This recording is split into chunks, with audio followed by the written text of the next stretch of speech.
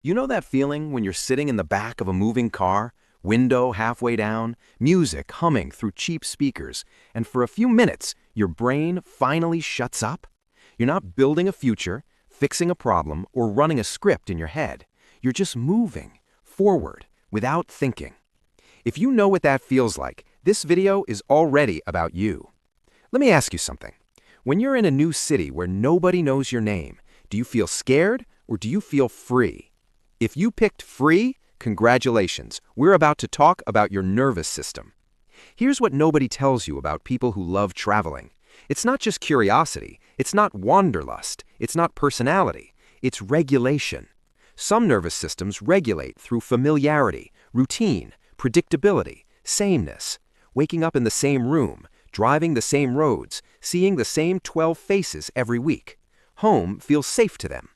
But other nervous systems regulate through movement, through novelty, through the absence of fixed expectations. Travelers aren't running away, they're recalibrating. Motion does to their nervous system what silence does for others. It lowers background noise. When someone says, "I hate traveling, it stresses me out," they're describing overstimulation. When someone says, "I feel myself when I travel," they're describing downshifting. People who love traveling aren't escaping responsibility, they're escaping compression. In familiar environments, your identity gets pinned down by context: who you were in school, who you are at work, who your family thinks you are, who your city expects you to be. Travel removes the mirrors. In a new place, there is no assigned character. You're not the quiet one, or the responsible one, or the anxious one. You're just a person buying coffee from someone who doesn't care about your history. This is identity relief, and for certain nervous systems, it feels like oxygen.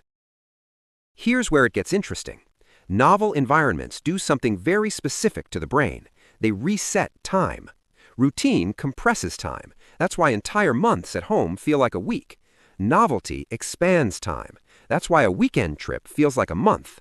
Travelers unconsciously chase that expansion because compressed time feels like suffocating in fast forward. Also, movement regulates emotion. The vestibule system, the part that senses motion, communicates with emotional centers in the brain. That's why pacing helps thinking, walking helps processing, and road trips feel like therapy without the talking.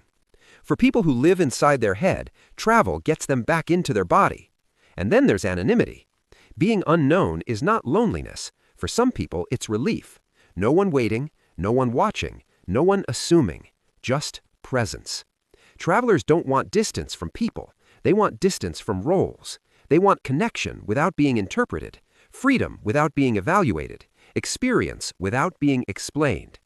If you've ever landed in a city at 2 a.m., sat in the back of a taxi, watched streetlights smear against the window, and felt more alive than you did all year, you understand exactly what I mean. For some nervous systems, travel isn't a hobby, it's alignment. It's how they return to themselves without permission or performance. So if traveling makes you feel more like yourself, it's not because you're irresponsible or restless. It's because your body recognizes motion as safety, novelty as clarity, and anonymity as rest. You don't just love the world, you love the version of you that the world allows you to be. If that hit home, you're not just a traveler, you're someone whose nervous system found relief in direction, in change, in movement. And some people need that to feel human again. If you felt seen, you know what to do. Subscribe.